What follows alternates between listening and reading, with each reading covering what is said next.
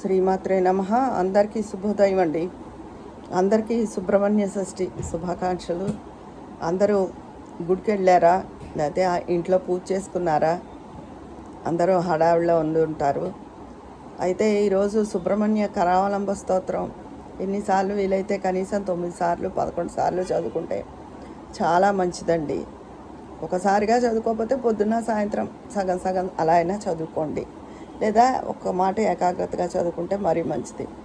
ఎందుకంటే సుబ్రహ్మణ్యేశ్వరుడు చాలా బాధలను తీరుస్తాడండి. సంతాన సమస్యలు ఉన్నవి, సంతానం లేని వాళ్ళకి సంతానం, లేదా సంతానానికైనా అనారోగ్యం ఉంటే ఆ సంతాన సమస్యలు, తర్వాత రుణ బాధలు, ఆరోగ్యం, ఇవన్నీ కూడా సుబ్రహ్మణ్యేశ్వరుడు అన్నీ సరిచేస్తాడండి. అందుకని చాలామందికి సుబ్రహ్మణ్యేశ్వరుడు ఇలవెల్పుగా కూడా ఉంటాడు. అందుకని తప్పకుండా సుబ్రహ్మణ్య కరావలంబ స్తోత్రం చదువుకోండి అందరూ, చాలా మంచిది అది.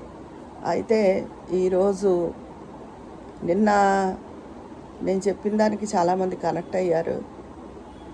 ఎవరికి తోచింది వాళ్ళు ఇలా మందుల రూపంగాను, ఎవరికి ఉపయోగపడేది వాళ్ళు ఉంటే ఆ సూచన కొనివ్వండి అంటే ఆ సూచన చాలా బాగుందన్నారు. ఎవరికి వీలైన సాయం అది. ఇదే అన్నదానాలు ఇవే కాకుండా, ఎందుకంటే అన్నదానం అన్నది ప్రతి చోట జరుగుతోంది. మనిషికి ఒకప్పుడు కడుపు నిండడం కష్టంగా ఉండేది, ఇప్పుడు కడుపు నిండడం తేలికగా ఉంటుంది. మిగతా అవసరాలకి డబ్బు ఉండాలి కదా. అలానే అపాత్రదానం చేయకూడదండో. ఏదో డబ్బు ఇచ్చేసి ఎవరో అడిగాడని ఇస్తే వాడు దాంతో తాగుతాడో, ఏం చేస్తాడో, తగలేస్తాడో, ఇంట్లో వాళ్ళకి ఇస్తాడో లేదో తెలియదు. అప్పుడు ఆ పాపం మనకు కూడా చుట్టుకుంటుంది.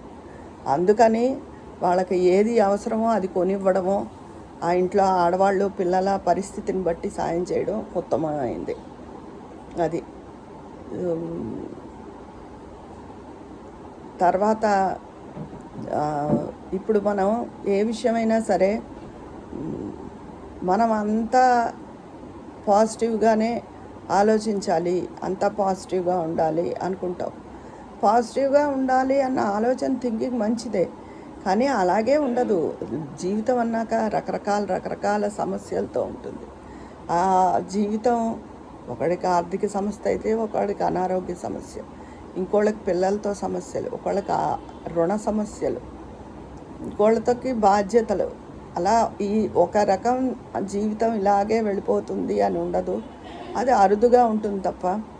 అందుకని ఏ సమస్యకైనా సరే ధైర్యాన్ని తెచ్చుకుని వీలైతే ఎవరైనా సరే సుందరకాండ పఠిస్తూ ఉంటే చాలా మంచిదండి. ఒక రకమైన మనకు తెలియని మంచి వైబ్రేషన్స్ వస్తాయి, మన పనులు కూడా అవుతూ ఉంటాయి. సుందరకాండ నేను కూడా ఇదివరకు చాలా తరచూ చదివేదాన్ని. ఏంటో ఈ మధ్య నేను చదవట్లేదు, మళ్ళీ మొదలుపెట్టి చదవాలి. సుందరకాండ మనకి సమస్యలు ఉన్నా లేకపోయినా సుందరకాండ చదువుతూ ఉంటే మన చుట్టూ ఎప్పుడు పాజిటివ్ వైబ్సే ఉంటాయండి. అంత మంచిది సుందరకాండ. ఎందుకంటారా, సుందరకాండ అని ఎందుకు పెట్టారు అసలు ఆ పేరన్నా? సీత భార్యా వియోగంతో అల్లాడిపోతున్న శ్రీరాముడికి సీతాదేవి ఫలానా చోట ఉంది అన్న సుందరమైన మధురమైన వార్తని ఆయన తీసుకొచ్చాడు.